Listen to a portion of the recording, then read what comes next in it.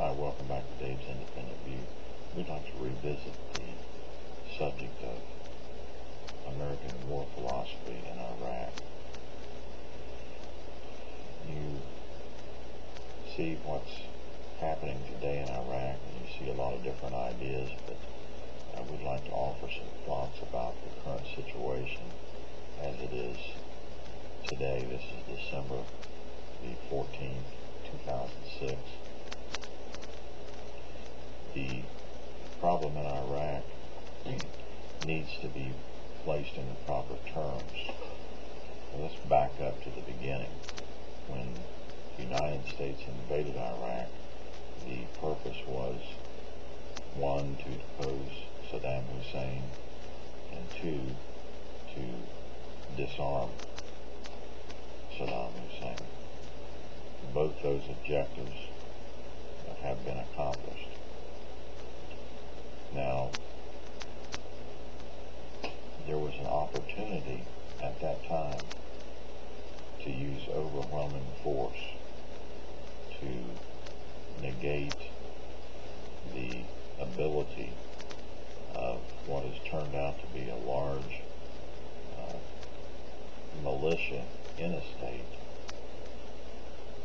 but the United States did not do that.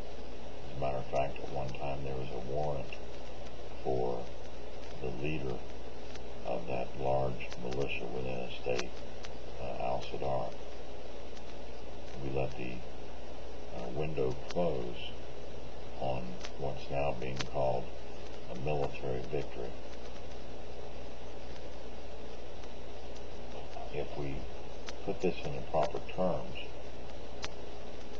now it's no longer a matter of a military victory, because as we said, that window is closed. But now, since the Iraqis have held free elections and have constituted themselves a government, we're talking about the people that wanted a democracy, voted for democracy, and they have drafted their own constitution. And so, in effect, Iraq is a sovereign nation. It may be very shaky, but the people there, as the people do here in the United States, they have spoken. And so now, we're no longer looking at a military victory in Iraq, because Iraq is a sovereign nation. We're there now as guests of the Iraqi government to help establish some stability to their government as long as they want us there. Of course, there's some dynamics in that have to be worked out between the Iraqi government and our government, but that is how the situation is today.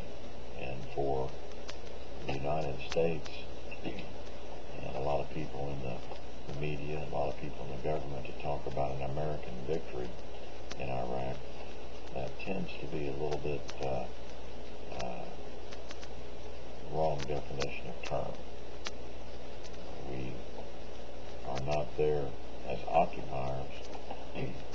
We're not there as to impose our will on the Iraqi people, but we're there to help them. And now it's time for the Iraqis themselves to decide, for the Iraqis themselves to make the decisions on what they want their country to be.